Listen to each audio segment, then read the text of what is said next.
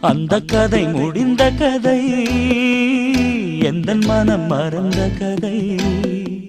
என்ன செய்ய விடுகதை போல் என்னுடைய பிறந்த கதை.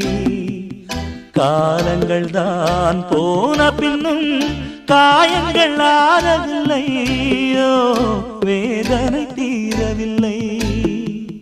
சொல்லிவிடு வெள்ளி நிலவே